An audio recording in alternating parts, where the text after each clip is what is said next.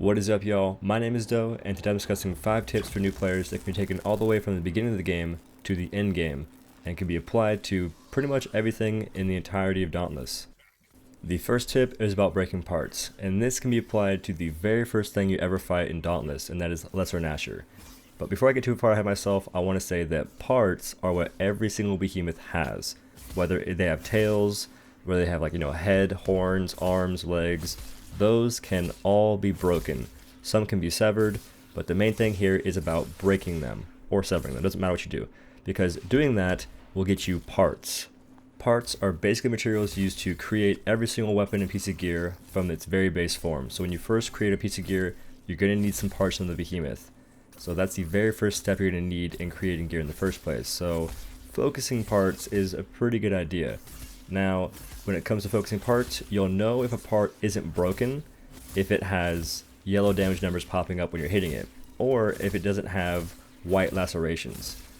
So this is important to know because once you break a part, in most cases you can't break it again. If you're hitting for white damage, that is base damage, and that can mean you're either hitting something that's not the part, or the part you're hitting is broken. So my suggestion is to, for one, try and keep track of what part you're breaking, which isn't really easy to do all the time. Even I mess it up, and I've been playing this game for a year now.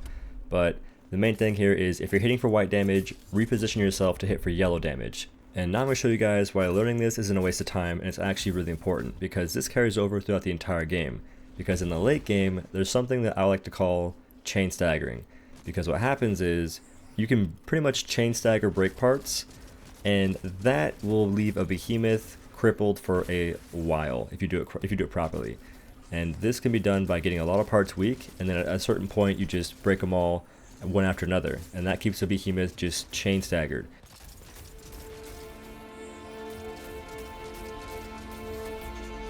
And in a later video I'll explain how you can get more benefit off of doing this, but for now let's move on to the second tip, which is to dodge into attacks. Dauntless has an insanely large emphasis on dodging, and the best way to dodge attacks, if you want to be the safest you can be, is to dodge into attacks. And the main reason I say this is a safe way to dodge is because the opposite way to dodge is to dodge away from attacks, and that is not as safe as dodging into them.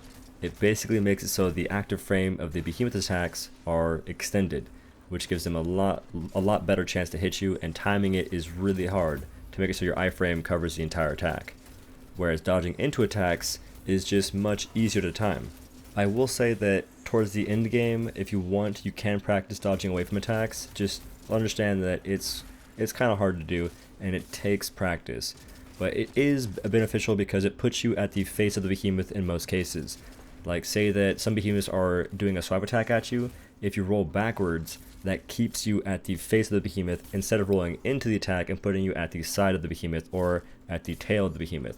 So it depends on positioning, and that positioning can be affected by what parts are broken and just where you want to be at in general. So it comes down to just knowing what you want to do during the fight in that moment. Moving on to the third tip, it's pretty straightforward, and it is don't spam buttons. So spamming buttons is something you can do throughout the entire game. It's pretty easy to do that, just mash left click a lot, but I urge y'all to not spam buttons because doing this can get you locked into combos, and in most cases you cannot dodge out of a combo. So you're going to get hit if you're locked into a combo and you can't dodge, and that's why I don't suggest doing this. You can spam buttons if a behemoth is staggered or knocked down, and it's all you know. If you want to spam buttons and a behemoth is staggered or knocked down, go ham. But once it's up again, try and be smart with the buttons you're pressing, and that will take time. And I know that, but just try and work towards that, and just be aware that you shouldn't be just, mashing that left click, because it's not the best thing to do. Okay, tip 4 is about cells and the importance of cells.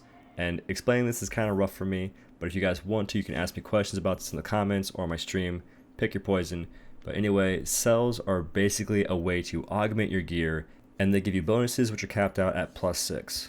Now, if you're just starting out, getting a +6 might sound daunting, but understand that your gear also has cells on it in the form of stats. So that is Rage Hunter, Aethic Attunement, all kinds of stuff. And your gear also has cell slots, which is where your cells go into. So using both the stat on the gear and the cell slot on the gear, you can mix and match a ton of pieces to try and get the bonuses you want.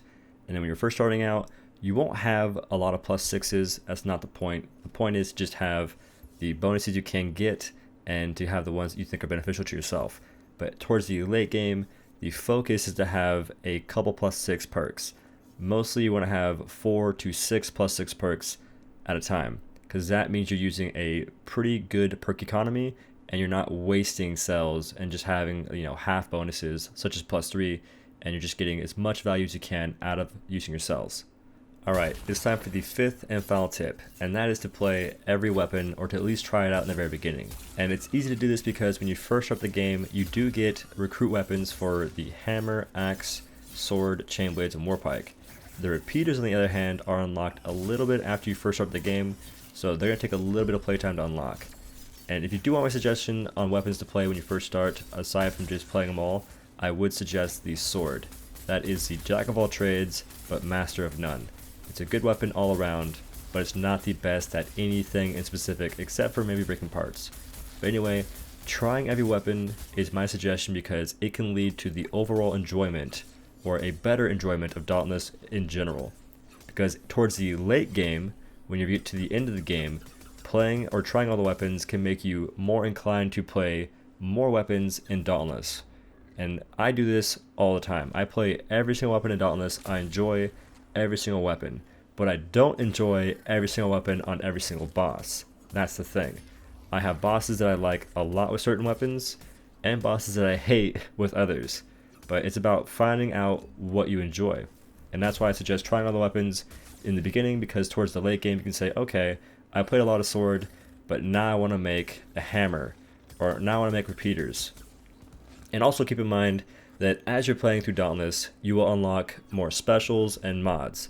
Right now, there are 2 total specials for every weapon, and there are, most of the time, 3 current mods for every single weapon. Repeaters have like 6, it's a bit different though. And they're unlocked through your mastery system. So press N on the keyboard, and then go to rewards, or press options on controller, and then go to mastery, and then go to rewards. And you can check out and see when you unlock certain masteries, or certain rewards from masteries, but just understand that your gameplay will be vastly different from when you first start, because in the end game you'll have more cells to do more unique things. So just keep an open mind with different weapons to basically increase your overall enjoyment. But that is basically the end of the video, guys. I hope you enjoyed it. Hope it helped you out. If it did, leave a like, subscribe to OhDough's content, and maybe consider checking out my Twitch. I'm an extremely interactive streamer on Twitch, very informative when it comes to Dauntless, and it's just a pretty decent time from what I've been told, and I have a good time doing it. But aside from that, be sure to use my Epic Games support code or another partner's code if you want to. And y'all, thank you for watching the video. I'll see you in the next one. Peace.